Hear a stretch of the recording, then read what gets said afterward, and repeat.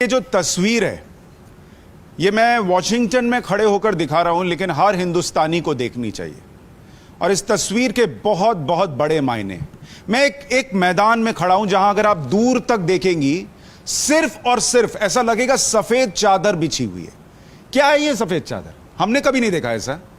ये दरअसल अगर मैं आपको दिखाऊं, ये झंडे हैं। और ये जो झंडे हैं वो अमेरिका में कोरोना से हुई एक एक मौत की गवाही दे रहे हैं। एक एक झंडा जो लोग यहां कोरोना से मरे उनके लिए लगाया गया है। और अगर आप इस तस्वीर को देखेंगे तो आपको समझ में आएगा कि भारत में जो जलती चिताएं दिखाने वाले लोग थे, उन्होंने इस तस्वीर को क्यों नहीं दिखाया। उन्होंने क्यों नहीं बताया कि अमेरिका में भी वही हुआ और उससे ज्यादा भयावह हुआ जो भारत में हुआ। उन्होंने क्यों नहीं बताया कि अमेरिका, जिसके पास इतना पावर है, इतनी शक्ति है, इतना इंफ्रास्ट्रक्चर है, वो नहीं रोक सका लोगों को मरने से।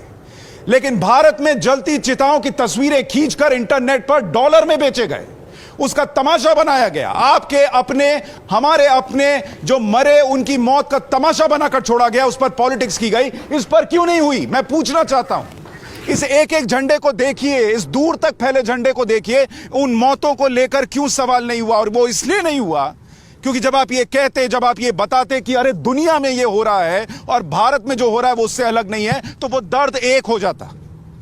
लेकिन उस दर्द को सिर्फ भारत का दिखाना था। और मैं आपको दिखाता हूं यहां लोगों ने कैसे कैसे मैसेजेस लिखे हैं इन झंडों में, जिन्होंने अपने को खोया। इस तस्वीर को देखिए, किसी छोटे बच्चे ने ये दो तस्वीरें बनाई हैं और एक ने, जो उनका दादा या पिता थे, उसका कान पकड़ रखा है और इधर मैसेज लिखा हुआ है, Norman David Lapoff, beloved father, husband, grandfather, great grandfather, we love you and miss you every day. Rest in peace, loved by all knew him. I love you, Rachel. इधर तस्वीर देखिए, एक और मैसेज आपको पढ़कर दिखाता हूं। I love you and I miss you. I will see you again, grandma from Marona.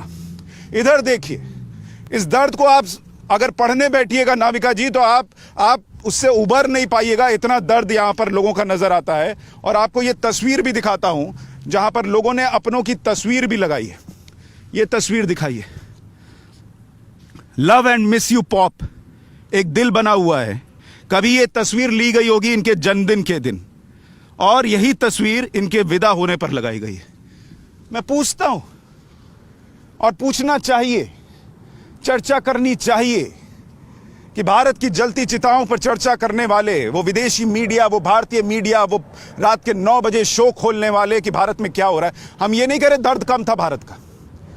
हम ये नहीं कह रहे कि जिन्होंने अपनों को खोया उनका दर्द कहीं से कम है। हम बस ये कहते हैं कि ये दुनिया में हुआ और दुनिया में हमसे ज्यादा हुआ। ये तस्वीर देखिए, ये जो मॉन्यूमेंट बनाया गया है, ये आसमान को छूता है उनकी याद में जिन्होंने अपनों को खोया है। ऐसा लगता है जैसे सीधे आसमान में चला गया और सीधे जो ऊपर हैं उनसे संपर्क कर रहा हो। क्या ये सम्मान, क्या ये स्नेह, क्या ये आखिरी यादें, इसी सम्मान के साथ अपनों को संजोने का मौका नहीं मिलना चाहिए था भारत में?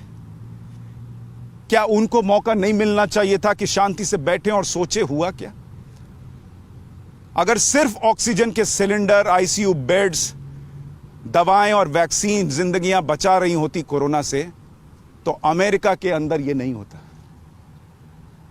यह सुपर पावर अमेरिका की तस्वीर दिखा रहा हूं, और जिनकी आंखों में वो जलती चिताओं की तस्वीर भारत में बसी हुई है, उससे ज्यादा आग, उससे ज्यादा तपिश, उससे ज्यादा जलन, उससे ज्यादा दर्द इन झंडों में है। और मैं दिखाता हूं आपको, वहां देखिए ऑफिशियल आंकड़ा लगा हुआ है। इन अमेरिका, रिमेंबर, 6,78,584, 6,78,584 लोगों की जानें गई। लेकिन ये दिखाते तो पॉलिटिक्स कैसे होती? ये दिखाते तो भारत जो है उस दर्द के वक्त एक हो जाता। वो एक नहीं होने देना था। ये है नाविका जी, मुझे लगा कि जब अमेरिका में प्रधानमंत्री चर्चा कर रहे हैं, वो जो निवेश आए, वो जो भारत की शक्ति बढ़े, वो सब बेकार हो जाती है जब आप ऐसे संकट के वक्त एक होकर ना रह पाए। वो एकता, वो एक देश की भावना जो है वो तभी आती है जब आप ये देखकर समझते हैं कि आपके साथ धोखा हुआ था।